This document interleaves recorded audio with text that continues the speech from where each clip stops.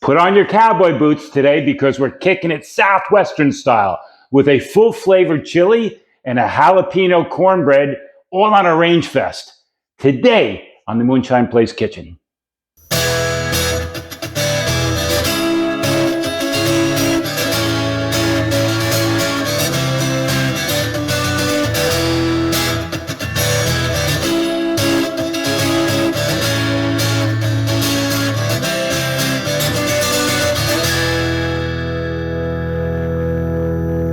Today, we're going to take that old recipe that you've got for your own homemade chili, and we're going to bring that up to another level. Let's see what we can do about this. This is a recipe that we've developed through the years. It involves a lot of different ingredients, but hang in there and take a look at this and tell us what you think, because we know it's going to come out good. Okay, let's get started. I've already started to preheat the biggest pot I own right here, and the first thing I'm going to do is I'm going to drop in a half a cup of equally parts olive oil and balsamic vinegar. We'll put some of that right in there like that. And to that, I've got 2 pounds of beef tips. Good quality beef tips. Did not marinate them, but we're going to stick that right in the pan right away. Okay? And in addition to those, we've got 2 pounds of pork. Okay, ground pork. So there's a lot of meat in this chili. But you know what? There should be a lot of meat in chili. I like a lot of meat in the chili. A lot of meat and a lot of spices, you know? Now, so what we're going to do first, like I said, is we're going to get this in the pan and get this all browned up. All right? Let me get this moving around a little bit. There's a lot of meat in there already. All right, let's get that broken up and get that cooking a little bit. All right. Now, to add to that, what we're going to do is add, I've got a whole bunch of onion here. I've got Vidalia, white, and red. One big of each. And we're going to go through the recipe. You'll get a listing of exactly the recipe with the ingredients. And you can change these ingredients or change the levels of which the amount you're using all. But I use a lot of different ingredients. In the pot it goes, okay? All right? So we get that in there. All right? We're going to sweat those down. Bell peppers. We've got red, orange, and yellow bell peppers. A couple each of those. Probably comes out to be about 2 cups worth. In the pot they go. Okay? Hot banana peppers. Now these are not that hot. They're good, but they're not that hot. They're not super, super spicy. In they go. Okay? Garlic. A whole head of garlic. Whole head of garlic. All I did is cut up the garlic, get everything organized, put it in a little olive oil. In that goes. Like I said, there's a lot of ingredients, but this really is a special, special chili. All right? Now, here I left a couple of these uncut. Let me go ahead and mix this up a little bit because she's starting to cook already. Okay? Get that mixed up a little bit. All right? And this will all start to reduce down a little bit and sweat out, okay? You can see the color is absolutely gorgeous, absolutely gorgeous. But that'll all sweat down, and like I said, it'll all thin out a little bit and add all kinds of great flavors, okay? Now, the next thing we're gonna add is these are the little mini red Thai peppers. These are the hot ones, okay? They're really, really spicy. You got to be careful. I'm going to add the better part of 2 tablespoons of these with the seeds in them. The seeds really make them hot as well. My daughter doesn't like to eat very spicy food, so this is about the extent of which I can do with these at least. If you like your chili to be super hot, add more of these to them. These are the big boys, okay? So in they go. All right, and that covers that. Mix it up again a little bit. There's a lot of ingredients in here, but it's starting to sweat out very nicely, okay? Now, let's start adding some spices. All All right, so what we're going to add is a little paprika. We're going to add one pretty good tablespoon of paprika to get that in the pot going. Chili powder. This is also a little bit spicy, but 1 teaspoon of chili powder. Now this is also going to be a little bit sweet, this dish, so we're going to add a little bit of cinnamon. Here's 1 tablespoon of cinnamon, and we're going to add 2 tablespoons of cumin. All right, there's 1. Oh, that smells delicious. 2. And that's enough to get us started.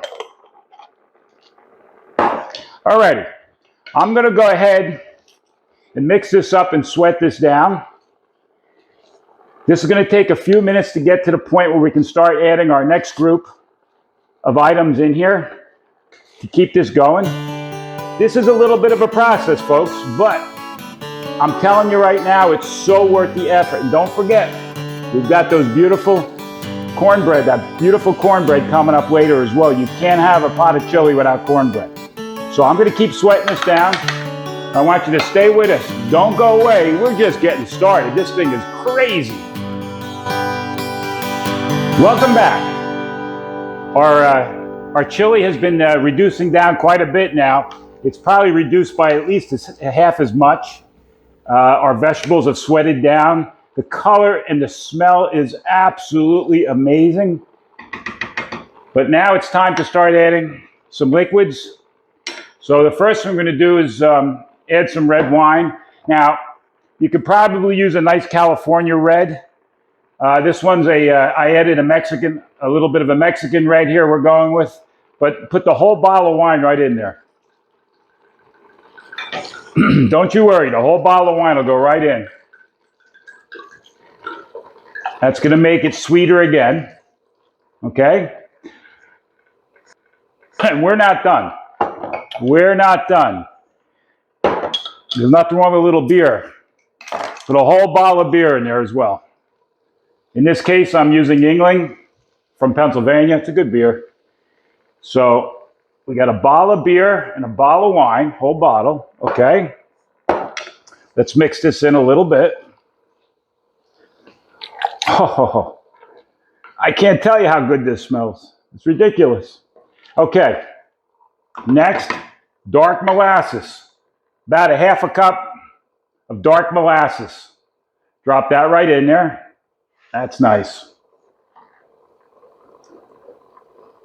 Now, like I said before, we have the hot peppers and we have the chili and all the other things in here. So you got to mix this up a little sweet as well. Natural sweets. Okay. Now, a little honey. We're going to go with roughly a quarter cup of honey as well. I didn't measure this out perfectly, but we'll go with about a quarter cup of honey. That's close enough. Okay. And once again, like I always say, try to use good local honey. Don't use that processed stuff, you know. So there we go with that. Now I'm going to let that cook in just for a moment.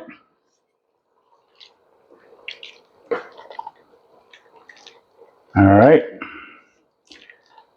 The colors, I keep saying the same thing, but the colors and the smell and the flavors, well, we haven't tasted it yet, but I can guarantee you the flavor is going to be off the chart.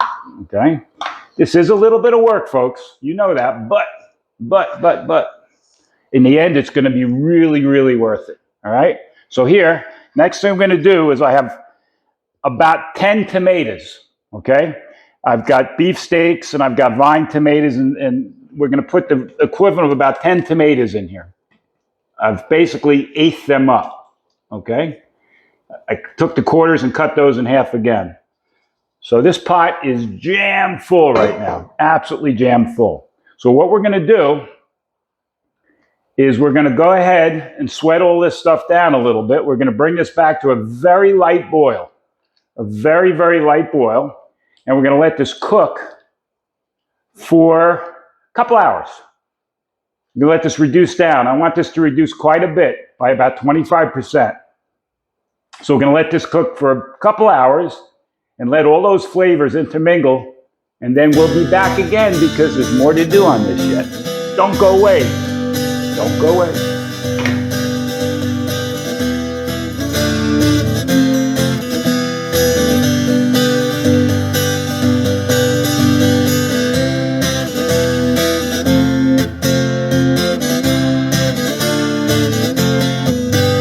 And we're back. We're back. So we've been cooking not quite 2 hours, probably the better part, an hour and a half, maybe a little bit longer than that. But 2 hours, hour and a half, more or less, you really want to just reduce it down by about 20 or 25%. I'm going to pull the lid right now so you can see that it's reduced down. If you remember, before we got going cooking here, we were almost over the top of our tomatoes, but now we have a gorgeous, gorgeous brown color to our broth. Now the broth is still kind of loose, but we're going to tighten that up. We're going to thicken that up a little bit, but everything is really sweated together so beautifully. So right now what we're going to do is I've gone ahead and cut up 2 bunches of cilantro. A lot of cilantro, but you know what? Stick it all in there. That cilantro is just an absolutely gorgeous addition to the chili. And I promise, you go with that fresh cilantro, I promise you, you'll be happy with that. So let's mix 2 full bunches in. Now, I didn't go too crazy cutting out the stems and whatnot. I mean, I didn't put the backs of the stems in, but it'll all soften up because we're going to cook this down a little bit further yet. So we got our cilantro in there right now. Now I'm going to add 2 cans of Goya red kidney beans. All right, we got to get some beans in there. So let's make sure we get some beans in. Whoa, that's got to get them out of the can too. If it'll help. Okay, and let me make sure we get those beans out of there. So we're going to need all of them. All right. Now you could put a little bit more than 2 cans in yourself if you'd like. That's totally up to your decision. Okay. You know what? Bear with me 1 second. I'm going to grab a different spoon so I can get them out a little easier. You know what? I got this spatula. I'll grab that. There we go. There we go. There we go. Okay. You can put more than 2 cans of beans in if that's to your liking. Depends on my mood. Sometimes I'll put a little extra in. Sometimes I won't. But 2 cans is enough to really do this for now.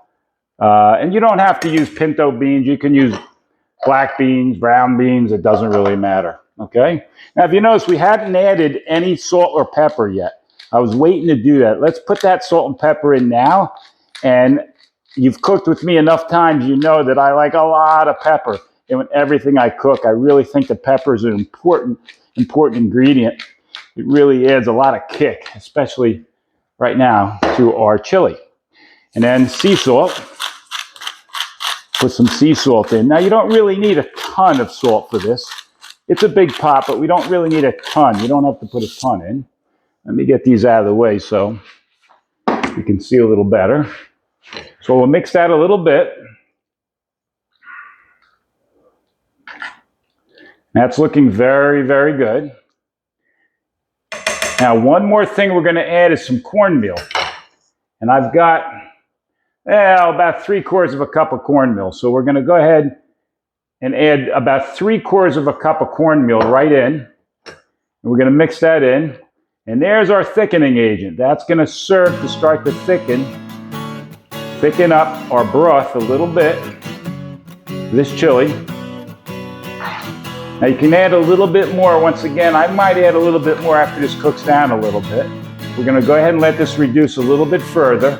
Might add a little bit more. We'll see how thick it gets. I like it a little bit thick, but not too thick. I don't want to stand the spoon up in it. So there you go. I'm going to leave the lid off of this here for a little bit while it's simmering, and then I'll put the lid back on it a little bit later. We got a little bit more cooking time to go. But coming up next, we got that cornbread. Coming up next, we're going to get that sucker going. See you in 1 minute.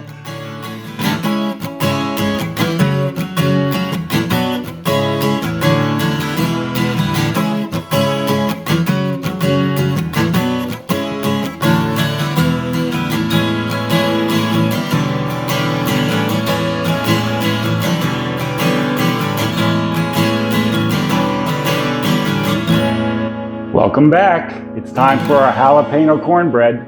Let's get started. First thing you're going to need is 2 bowls. Okay? In the first bowl, we're going to work with dry ingredients, which includes 1 cup of all regular flour, all natural flour, 1 cup of cornmeal, 2 teaspoons of baking powder, half a teaspoon baking soda. So what you want to do is you want to mix these together as your dry ingredients. Just get those incorporated up a little bit.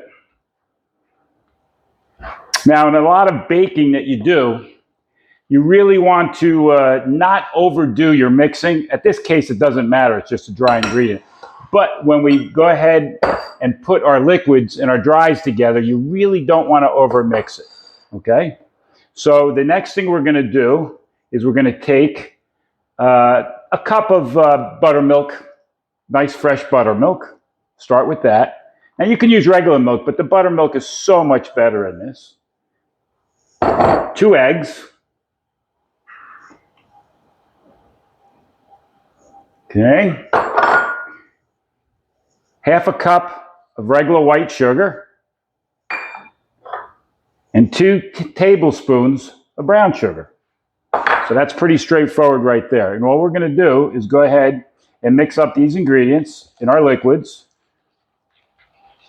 Okay, and it's not that big a deal to that you have to get this perfectly mixed at this point, because as we're folding, it'll mix as well. All right. But before we go ahead and mix this, I'm going to add 2 more ingredients to this, just to top it off. We're going to put a little salt in. Okay, and we're going to put just a little bit of honey, 1 tablespoon of honey.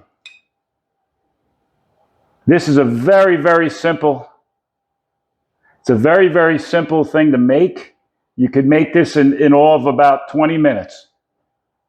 Now, I've already got the oven preheated on convection bake to 325. You can bake at 375 in a standard oven. It's just going to change the amount of time that you bake this bread. But it's very, very quick to make. If you're home on a Saturday night and you're looking for a little something to eat, a little something to nosh on, go ahead and make this cornbread. It's really something special. And it's fresh, and your kids, your family, everybody's going to love it. They're absolutely going to love it. Okay, we're getting ready to incorporate our dry and our wet on this right now. So you go ahead and pour that right in. Make sure we get it all in there without me dropping the bowl. Oh, okay. So that's good enough. All right. So all we're going to do here now is we're going to lightly fold it in together. Lightly fold it together. Now, before we started this process, I took a full stick of butter and I put it into a little pan, a little frying pan, and I melted that down. I didn't burn the butter, I just melted it down to a liquid. That's 8 tablespoons of butter. Sounds like a lot, doesn't it? But that's going to end up going in here, or at least the majority of it's going to end up going in here in a moment. I want to get this incorporated first before we actually add the butter. Mix this in.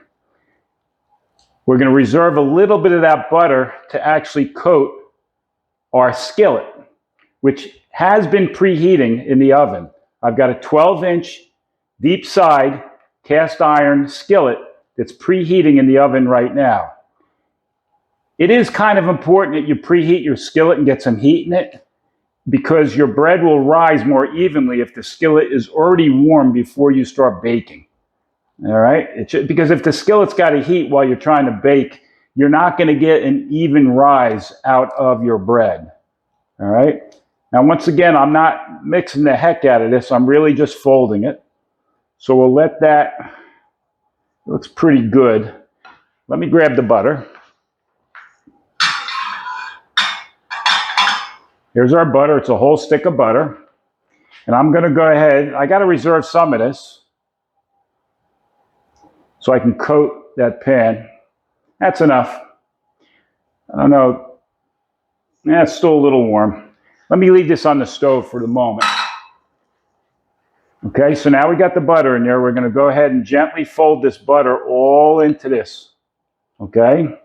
Now, like I said, it just seems like a lot of butter, but it really doesn't come out greasy. It just doesn't come out greasy, and the flavor is off the charts.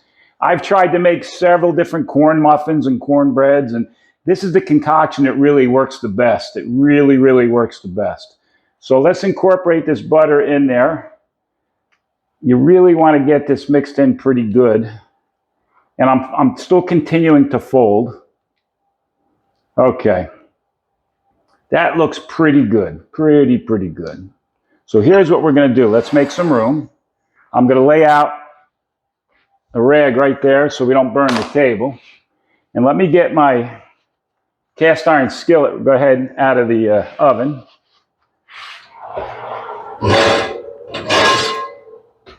And there it is. There's our skillet, okay? Now, all we're going to do is take a little of that reserved butter and go ahead and coat the sides of the cast iron skillet with that butter. Okay? We're going to get all the way around. This helps to give a nice golden, it helps to keep it from sticking to the skillet, which it wouldn't do anyway, but it also gives it a nice golden brown outside to the bread. It's so delicious the way this comes out. And the only problem with making this bread is that nobody waits for dinner. As soon as this thing comes out of the oven, and it doesn't take long, but as soon as it comes out of the oven, everybody just wants to eat it up. And the flavor changes, you know, there's like a little bit of a steeping time for the bread. The flavor changes. So I'm not saying don't eat it when it's warm, but I am saying let it cool a little bit because the flavor will actually get better as the bread cools a little bit. Room temperature doesn't taste the same as a little warm. And I know I'm getting very technical on this, but the bread tastes best when it's warm to the touch, but not too hot for the tongue. It's a good way to put it, huh?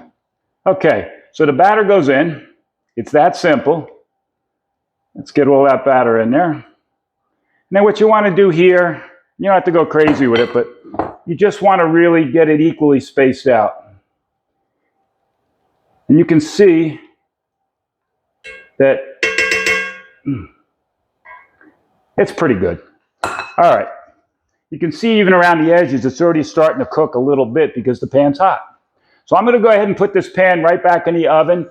It's only going to cook for 10, maybe 12 minutes. We're going to check it. I'm going to take a sharp knife, stick it right in the center in a couple of spots. If I pull it out and there's nothing stuck to it, it's good to go. Come on back. This thing is going to be off the charts. Come on back.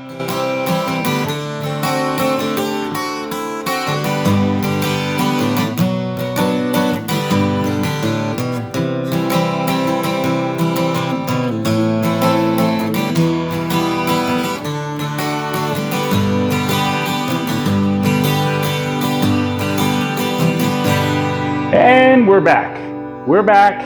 It's been a few minutes. Looks like our cake is ready to go now. Let's go ahead and grab it out of the oven. Our bread. Now I'm going to pull this out. I'm pretty sure it's done, so we'll go ahead and shut the oven off. Let's get this out of here. Oh, just look at that. Just look at that. That is a beautiful thing. Now, I made one little mistake before we went to the last break. I forgot to put the jalapeno peppers in there. So all I did was cut up relatively fine jalapeno peppers. I had them all cut. I just forgot to put them in. I just dumped them in. As soon as we went to break, I dumped them in before I put them in the oven, and there they sit. So they're in there. They made their way in. I forgot to do it before the break. But here she is. She's all done. Now, the way to check this, and I've already checked it, you can see a couple of marks. But you'd basically take just a clean knife, stick it right in the center, pull it out, and as long as you don't see any batter, it's done. So we're going to let that sit there just for a couple of minutes to just let it relax. We're going to plate this meal up. We've got something special. Don't go away. You want to see this done. Well, folks, and there you have it. Beautifully done. We've got our chili with a little sharp cheddar, little sour cream, some chives. We put some chips in there with some salsa. There's our beautiful cornbread, our jalapeno cornbread. Look at that. It's just a beautiful thing. That is one heck of a dinner, lunch, however you want to do this. It's a beautiful meal. I want to thank you for joining us once again on the Moonshine Place Kitchen, and we look forward to serving you once again.